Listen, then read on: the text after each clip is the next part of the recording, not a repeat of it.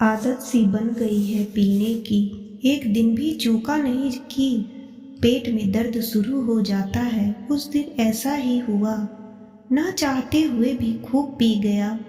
होश ही ना रहा कि किसने घर पहुंचाया। सब कुछ खुली आंखों से देख कर भी पत्नी ने कुछ ना कहा। थूक का घूंट गले से नीचे उतरा तो लगा कई घूंट खून गले के नीचे उतर गया। दिन भर हड्डी तोड़ मेहनत की, शाम को लगा कि जोड़ उखड़ा जा रहा है। एक अनबुझ सी प्यास उसे परेशान कर रही थी। वह तड़प उठा। शराब की तलब ने उसे पांव भट्ठी की ओर मोड़ दिए। देखा साथियों ने पहले से खूब चढ़ा रही है, वह भी साथ हो लिया। दिन भर की कड़ी मेहनत, अधिक पैसे कमा लेने की गरज से कुछ खाया पिया नहीं था। अतड़ियाँ भूख से जब जब ऐंठती, सार्वजनिक नल से पानी के चंद घूंट पीकर जीभ तर लेता था। पेट में दो दाना ना था। देसी दारू ने अपना जोर बताया था। तब उसे पता ही ना चला था कि अंतिम घूंट के बाद क्या हुआ। सुबह होश आने पर सुना डॉक्टर उसकी पत्नी से कह रहे थे, आज के बाद शराब का एक घूंट कभी भी जान ले सकता है। सुनकर वह तड़प उठी थी। उसने भी सुना लेकिन कहा कुछ नहीं। तीसरे दिन जब अच्छा हुआ चौराहे पर पहुंचा, तब साथियों ने कुछ इस तरह स्वागत किया मानो इलेक्शन पुनः जीत कर कोई नेता आया है। सुबह पत्नी की आंखों की उदासी और बच्चों के चेहरे पर उभर आए भविष्य को देखा था। तब उसने मन ही मन संकल्प किया था कि अब शराब को हाथ नहीं लगाएगा। दिन भर ठेले में माल भर कर यहाँ से वहाँ पहुँचाने लगा। शरीर में कमजोरी थी ही। माथे से टपकते पसीने को देखकर महसूस करता था जिस्म का सारा खून बूंद बूंद कर टपक रहा है। ऊंची चढ़ाइयों में लगता ठेला गाड़ी उसे पीछे बहुत खींच रही है। ढलान में लगता तेज चाल के कारण सांस उखड़ने ही वाली है और गाड़ी उसे वक्त से पहले मंजिल तक पहुंचाने वाली है। उसे लगा वह सूरज है जो धीरे धीरे अस्त हो रहा है और छोटे छोटे तारे उसके बच्चे हैं जो अंधेरे के आंचल तले अपने भविष्य की तलाश में माँ के साथ निकल पड़े हैं। चलते चलते वह ठिठक कर खड़ा हो गया। देखा कचरे के ढेर के पास एक कुतिया लेटी है। वह पिल्ला कुतिया का दूध पी रहा है जबकि दूसरा कुतिया की पूंछ से खेल रहा है। उसे अपने बच्चे याद आ गए। जैसे तैसे दिन कटा। शाम का सूरज अस्त होने चला था। उसने आज पहली बार गौर से देखा, आकाश लाल लाल दिखाई दे रहा है। धीरे धीरे अंधेरा घिर रहा है। तारे निकलकर टिमटिमाने लगे हैं। थोड़ी देर में सूरज छिप जाएगा। रह जाएंगे छोटे छोटे तारे और घना अंधेरा। चौराहे पर ठेला गाड़ी को ठिकाने लगा। जल्दी जल्दी घर की ओर चल पड़ा। आज उसने अच्छे पैसे कमा लिए थे। बड़े दिनों से पत्नी कह रही थी कि उसका मन खट्टी चीजें खाने को कर रहा है। बच्चे भी रोज कहते थे, बापू मीठे तेल की रोटी खाए महीनों बीत गए, आज खिलाएंगे ना। हर रोज वह बच्चों को छोटा सा आश्वासन का गुनगुना थमा देता था, हाँ आज जरूर खिलाएंगे। लेकिन बच्चों के लिए कभी भी आज नहीं आया। हर बार वह बापू के लिए शराब की बोतल में उतर जाता। वह ज्यों ही गली की ओर मुड़ा, देखा बहुत से साथी उसकी प्रतीक्षा में खड़े हैं। उसे देखकर सबका चेहरा खिल गया। एक ने दौड़कर बाहों में उठाते हुए कहा, आ गया अपना शेर, आ गया, युग युग जियो मेरे यार। दूसरे ने कहा, अब मजा आएगा। तीसरा बोला, फिर हो जाए इसी खुशी में। चौथा बोला, नहीं। वह बोला, अब कभी नहीं। अरे यार, एक ने हाथ पकड़ घसीटते हुए कहा, तेरे अच्छे होने की खुशी में हम यहाँ कब से खड़े हैं और तू महिलाओं की तरह नहीं नहीं बोल रहा है। नहीं भाई, उसने इनकार करते हुए कहा, मैं नहीं पीऊंगा। लो सुनो, एक ने चुटकी ली। अपना देवदास कहता है नहीं पीऊंगा और जोर से हंस पड़ा। बेटा पिएगा नहीं तो जिएगा कैसे, किसी ने बीच में कहा। वह नहीं नहीं कहता रहा, लेकिन वे ठहाके लगाते हुए भट्ठी की ओर घसीट ले गए। वह अनमने भाव में इधर उधर देखने लगा। उसे लगा भेड़ियों के बीच मेमना फंस गया है। उसका मन कह रहा था कि सबको रौंदता हुआ भाग खड़ा हो। रात हो रही है, पत्नी राह देख रही होगी, बच्चे दरवाजे पर बैठे होंगे। अभी वह इसी उधेड़-बुन में था कि शराब की पूरी बोतल लिए एक साथी आ गया। शराब की बोतल देखते ही उसके दिमाग में तरह तरह के विचार उठने लगे। दूसरा जल्दी से 4 कांच के गिलास और पानी ले आया। फिर किसी ने भुने हुए चने भी लाकर पास रख दिए।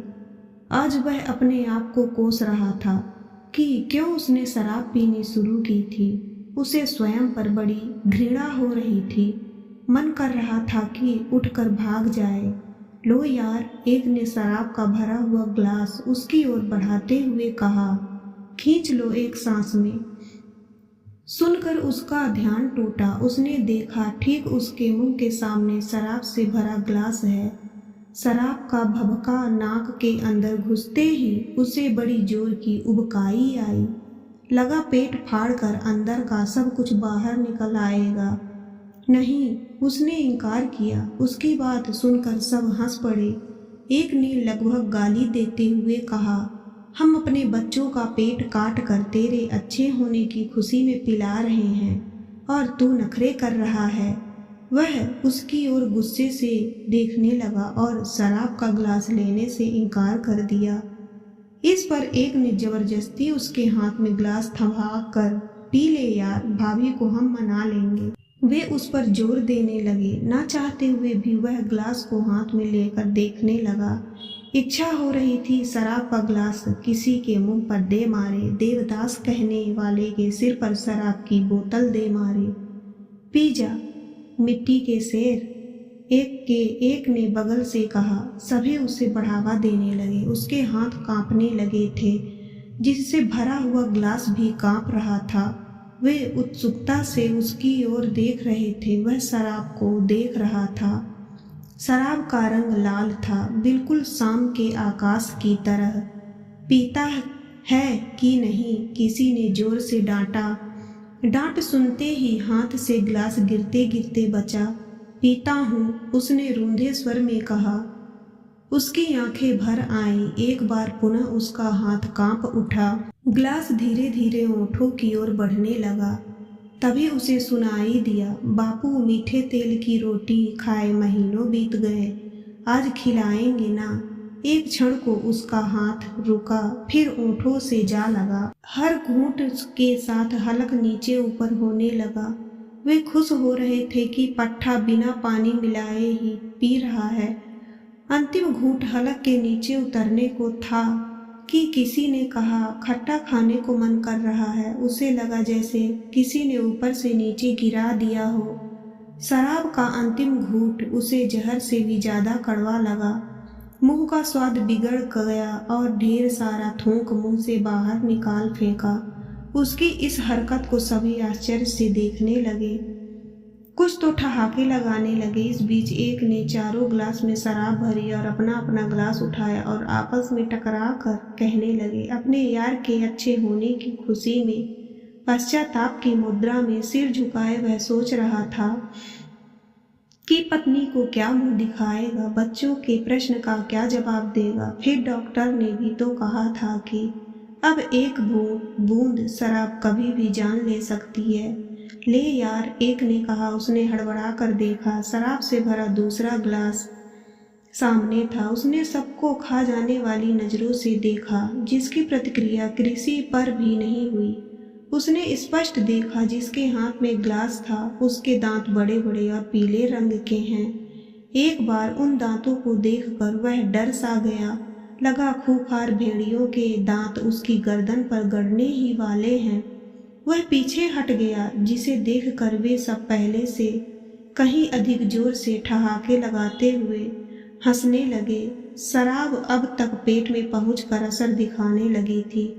आंखों में लाल डोरे पड़ गए थे और भुजाओं में खून का तेज दौरा शुरू हो गया था। पाँव इतने सख्त हो गए थे कि यदि किसी चट्टान पर रख दे तो पानी निकल जाए।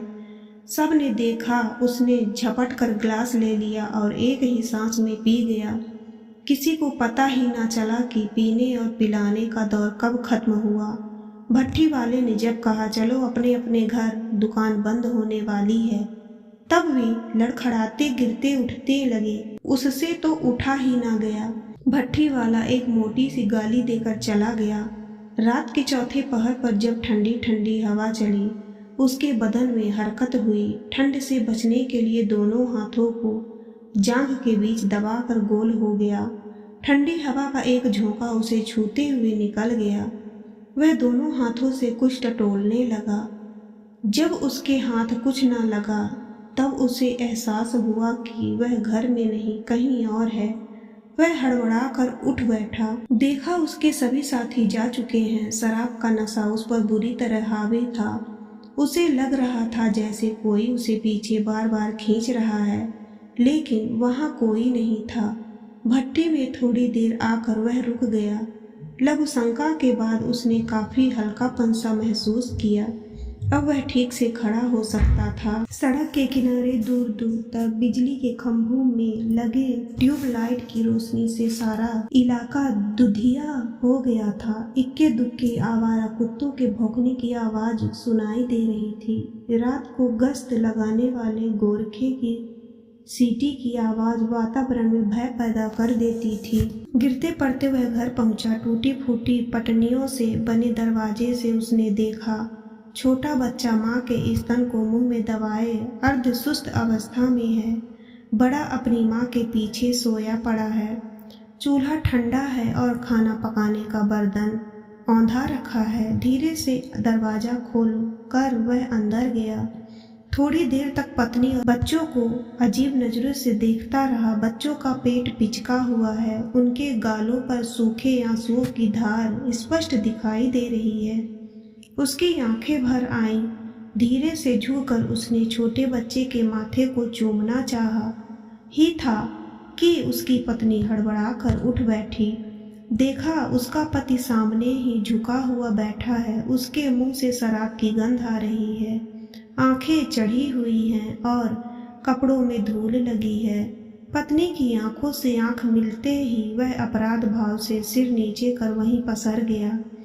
यकायक वह चीख पड़ी और रोने लगी। चीख सुनते ही बच्चे डर कर उठ गए और माँ के सीने से जा लगे। भयभीत नजरों से वे पिता की ओर देख रहे थे। पत्नी को गला फाड़ रोते देख उसकी हिम्मत नहीं हो रही थी कि उसे चुप करा सके। ना चाहते हुए भी उसने हिम्मत जुटाकर पत्नी की ओर देखा। तभी वह चीख पड़ी, शर्म नहीं आती? फिर पीकर आ गए। जानते नहीं डॉक्टर ने क्या कहा था? कहते हुए जोर जोर से रोने लगी। वह पत्थर के बूत की तरह चुप। अरे, उसने पति के दोनों बाजुओं को पकड़कर झिझोड़ते हुए कहा, अपनी चिंता ना करो, मेरी चिंता ना करो, लेकिन इन बच्चों का तो ख्याल करो। भगवान ना करे कल तुम्हें कुछ हो गया तो इनका क्या होगा। कहने के पश्चात बच्चों को सीने से लगाकर रोने लगी। माँ को रोते देख बच्चे भी रोने लगे। घर में एक अजीब सा वातावरण व्याप्त था। वह धीरे से उठा, छोटे बच्चे को गोद में लेते हुए पत्नी से कहा, मुझे माफ कर दो, अब मैं कभी नहीं पीऊंगा। मैंने फिर कभी शराब को हाथ लगाया तो मुझे तेरी कसम है, इन बच्चों की कसम है, कहकर बच्चों से प्यार करने लगा। दूर कहीं से सूरज निकल रहा था और रोशनी की एक छोटी सी किरण उसके घर के अंदर भी आ रही थी।